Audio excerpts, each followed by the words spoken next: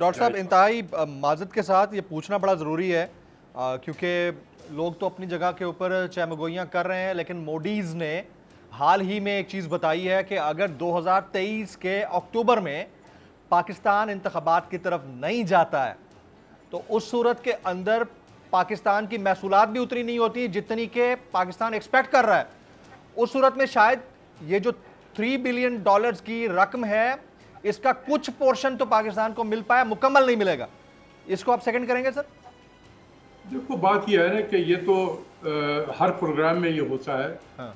ये मूडीज़ वगैरह जो है ना, ये मूडीज़ है, ये S&P है या फिच है, ये मुझे पता है कि इनको कहाँ से इंस्ट्रक्शन मिलते हैं। यार, मैंने इनको 11 साल डील किया है। ठीक।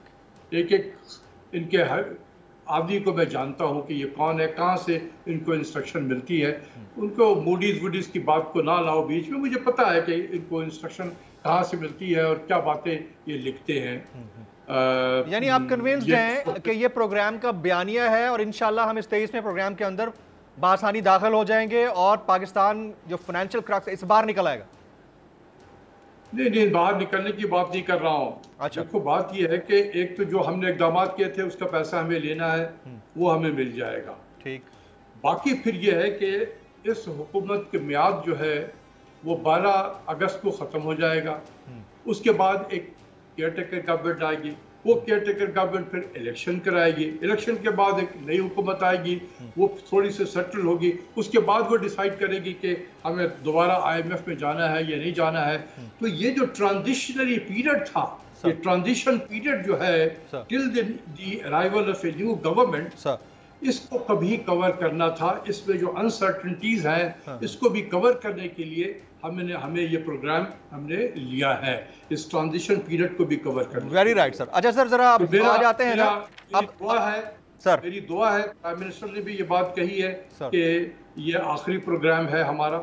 अल्लाह करे ऐसा हो, और अगर ऐसा नहीं होता है तो मैं कौम को बता दूं, पाकिस्तान के लिए बहुत तबाही होगी। अनदर IMF का 3 साल का प्रोग्राम पाकिस्तान की मईशत को जो तबाह तो हो गया है, और भी जो बचा कुचा है उसको भी बर्बाद कर देगा। जाते जाते मैं एक नंबर दे दूं, इस IMF के प्रोग्राम जो खत्म हुआ है 30 जून को, 4.5 साल में पाकिस्तान को कितना नुकसान पहुंचाया है इसने? $135 बिलियन, $135 बिलियन जी।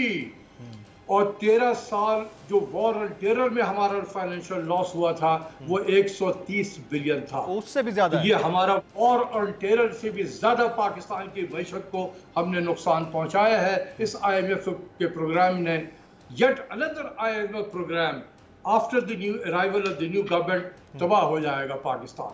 तो इसलिए प्राइम मिनिस्टर ने इशारा तो दिया है कि दुआ करें कि ये आखिरी प्रोग्राम हो। दुआ नहीं, मैं सिर्फ प्राइम मिनिस्टर से अपील करूंगा, दुआ नहीं, दवा भी करें। Very right. दुआ तो हम वेरी राइट। अगर आपको ये वीडियो पसंद आई हो तो सब्सक्राइब कीजिए और बेल आइकन जरूर हिट कीजिएगा। बड़ी ईद की बड़ी खुशियां, बोल ने निभाई अपनी सहाफती जिम्मेदारियां। कराची में ईद उल अजहा के मौके पर लियाकताबाद टाउन ऑफिस के साथ ही आलाइशों का ढेर लग गया है। सिंध सॉलिड वेस्ट मैनेजमेंट की टीम भी वहां पर मौजूद है।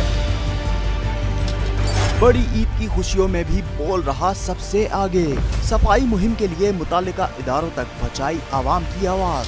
अगर मैं आपको दिखा दूं इस वक्त मुनाजिर तमाम गाड़ियां जो इस वक्त है यहाँ पर, तमाम जो कलेक्शंस हैं, जितनी भी आलाइश है उनको यहाँ से उठाया जा रहा है और लम्हा बा लम्हा की खबर से रखा आवाम को आगाह। और में मुख्तलिफ मकामात पर आलाइशें जो है वो हमें सड़कों पर दिखाई दे रही थी, लेकिन उसके बाद जो LWMC है उनका अमला जो है वो उसके बाद फील्ड में निकला और उसके बाद आलाइशों को हटाने का सिलसिला जो है वो शुरू कर दिया गया।